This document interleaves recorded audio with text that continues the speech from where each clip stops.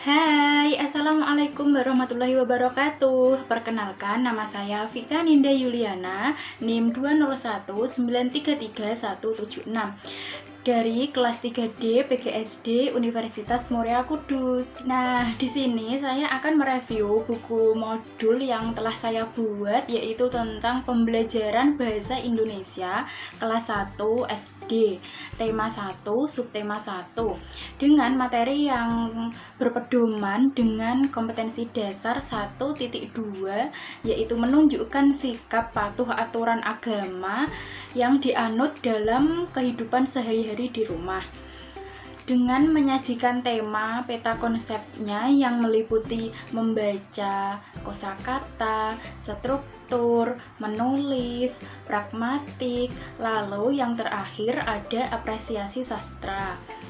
Nah, yang pertama ada membaca.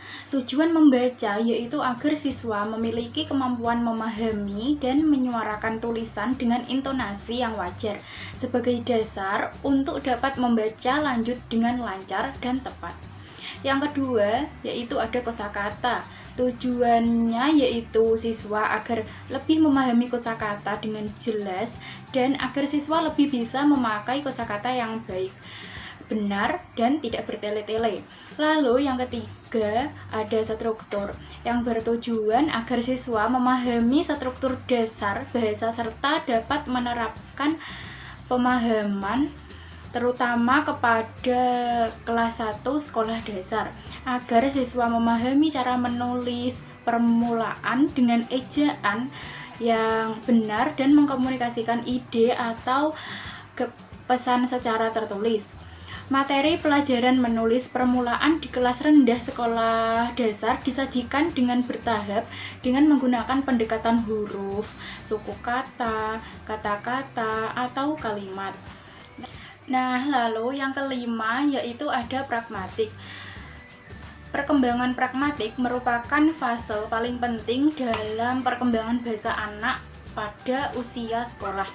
Maka bertujuan agar siswa dapat mengungkapkan pikiran dan perasaannya ke dalam bentuk cerita.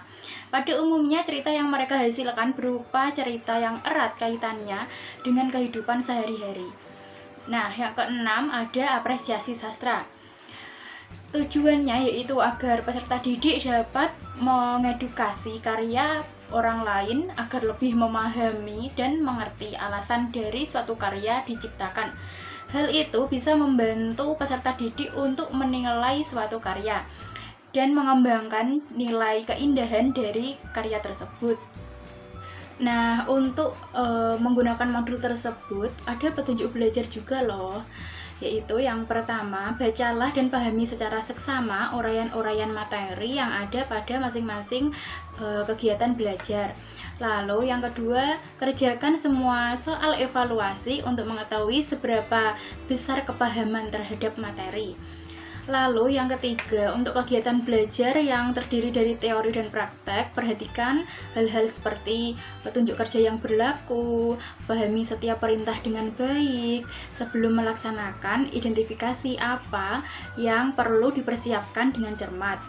Lalu ikuti langkah sesuai perintah dengan baik. Nah, yang keempat yaitu jika belum memahami materi yang disampaikan, maka bertanyalah kepada guru. Nah, materi yang pertama yaitu tentang membaca.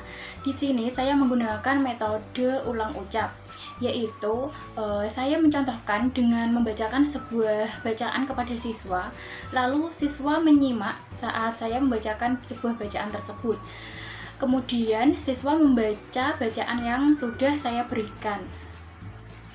Nah, materi yang kedua yaitu tentang kosakata. Di sini saya menggunakan metode lihat ucap, yaitu saya menunjukkan sebuah cerita, kemudian saya mengucapkan salah satu kata yang berhubungan dengan cerita tersebut. Lalu siswa mengamati dan mendengarkan cerita tersebut. Lalu siswa mengucapkan kosakata yang berhubungan dengan cerita tersebut. Nah, lalu materi yang ketiga yaitu tentang struktur. Di sini saya menggunakan metode melanjutkan, yaitu saya menyajikan sebuah kalimat kepada siswa, lalu memberikan evaluasi kepada siswa tentang kalimat tersebut, dan siswa menjawab dengan tepat dan benar dengan menguraikan huruf menjadi sebuah kalimat. Nah, lalu materi yang keempat yaitu tentang menulis.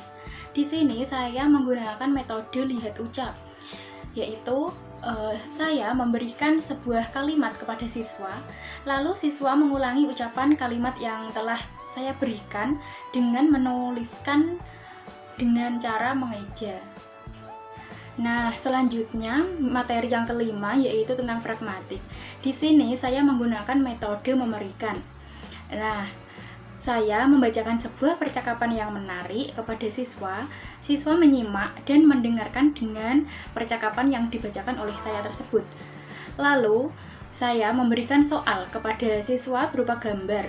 Nah, siswa menceritakan tentang gambar yang telah saya berikan tadi.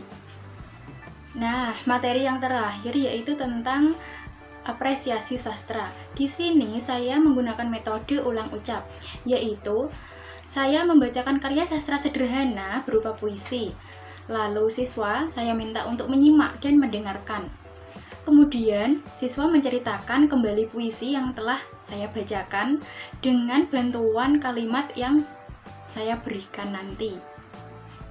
Nah, di dalam modul saya juga menyantumkan rencana pelaksanaan pembelajaran, yaitu biasa yang disebut dengan RPP. Nah, sekian review modul pembelajaran Bahasa Indonesia pada kelas 1 yang telah saya buat. Apabila ada kesalahan, mohon maaf. Wassalamualaikum warahmatullahi wabarakatuh.